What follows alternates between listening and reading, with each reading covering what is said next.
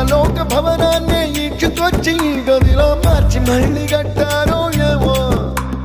మాయజాలము తెలుసు మంత్రగారడి తెలుసు రెంటి కన్న ఇది ఇంకోటేమో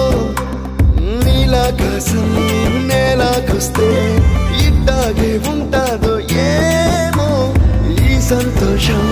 దాచాలంటే హృదయాలు ఓ వంద కావాలి